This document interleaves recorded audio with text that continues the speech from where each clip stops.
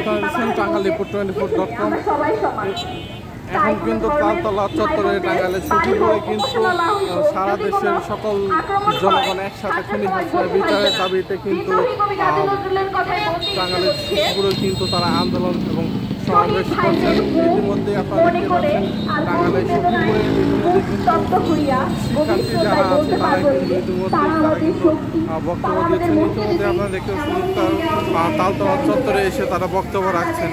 পাশাপাশি দেখছেন সাধারণ মানুষ ক্ষেত্রে যারা আছেন তারাও কিন্তু এই তালতলা চত্বরে এসেও কিন্তু বক্তব্য রাখছেন।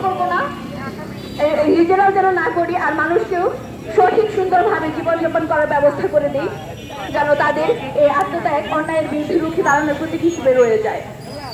পরিশেষে এটুকুই বলতে চাই, যেখানেই অন্যায় সেখানে গড়ে উঠুক প্রতিবাদ।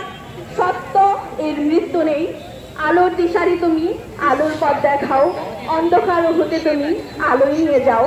আলোর পথের দিশা দাও গো বলে, জ্ঞানের আলো তুমি দাও গো জেলে। সবাইকে আমার সালাম জানিয়ে বক্তব্য এখানেই শেষ করছি। আচ্ছা, আসসালামু আলাইকুম। জয় হোক ছাত্র সমাজের। ধন্যবাদ।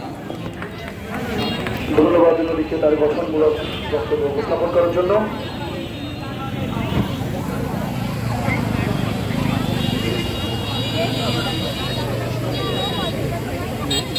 আসসালামু আলাইকুম।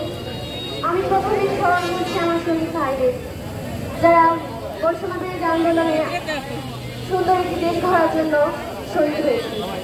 আমি বলতে চাচ্ছি, শেখ হাসিনা গত 5ই আগস্ট দেশ ছেড়ে পালিয়ে গেছে, কিন্তু তার এই দেশের দূষণরা নানাভাবে নানান অপপ্রচেষ্টা চালিয়ে যাচ্ছে।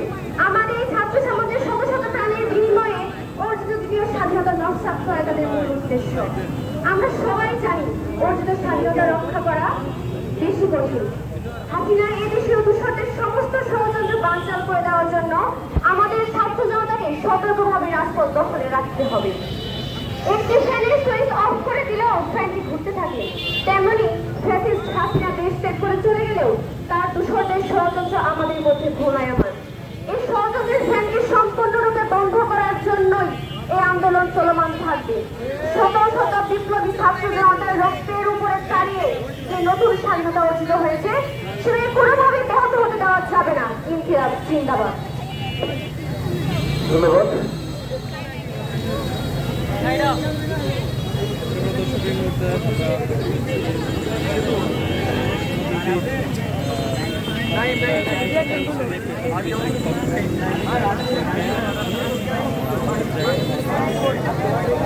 মেয়ে কাল কথা বলবা, কেউ কথা বলবা।